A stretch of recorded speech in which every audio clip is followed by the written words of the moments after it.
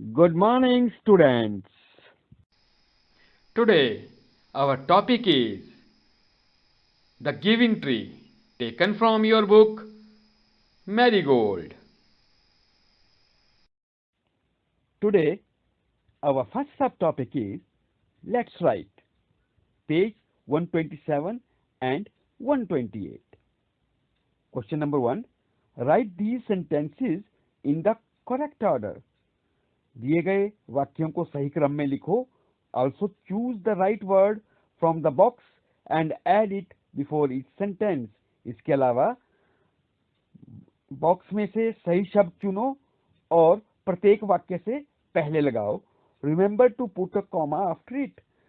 इसमें हर शब्द के बाद कॉमा लगाना याद रखें. For example, finally. उदाहरण दिया गया है, जैसे फाइनली लिखा है ना, तो बॉक्स में जो वर्ड लिखे हैं जैसे फास्ट, उसके बाद आप लिखेंगे कॉमा और उसके बाद आप सही वाक्य लिखेंगे इन चारों वाक्यों में से जो सबसे पहले आएगा. उसके बाद देन जो सेकंड सेंटेंस आएगा, देन के बाद आप कॉमा लगाएंगे और एक सही सेंटेंस लिखेंगे. थर्ड वन आफ्टर दैट, उसके बाद आप कॉमा लगाएंगे और थर्ड सेंटेंस जो भी सीक्वेंस में आएगा उसको लिखेंगे. और लास्ट में फाइनली कॉमा लगाएंगे और फाइनल सेंटेंस लिखेंगे. यह इसी तरह से किया जाएगा. अब हम बॉक्स में लिखे वर्ड्स को कैसे पुट करना है, कहाँ लिखना है, उसको जान लेते हैं. First of all, it gave him its branches to make a house. ये फर्स्ट सेंटेंस है, तो इसके नीचे क्या आएगा? देन. देन के बाद हम कॉमा लगाएंगे और फिर इस सेंटेंस को लिखेंगे.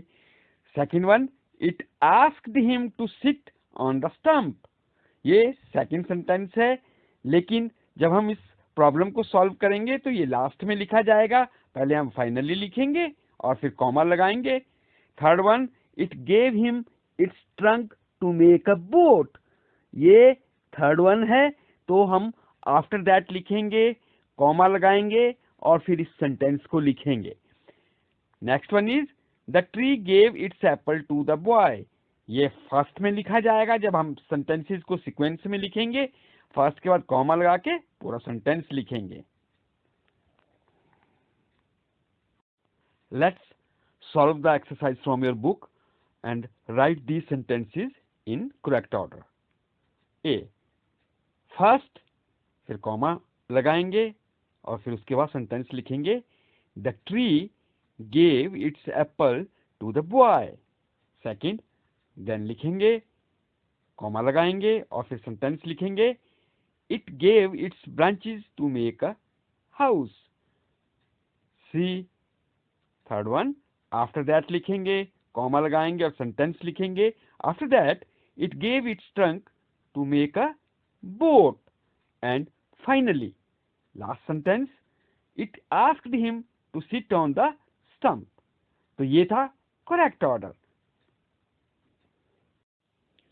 Our second subtopic is work in a group and decide the things that you can do to help your grandparents or any old person. एक समूह में काम करते हुए इस बात का निर्णय करो कि आप अपने दादा दादी या किसी अन्य बुजुर्ग की मदद के लिए क्या कर सकते हो. Now right 5 of these things that you will do. अब इन 5 चीजों को लिखो जो तुम उनके लिए कर सकते हो या करोगे.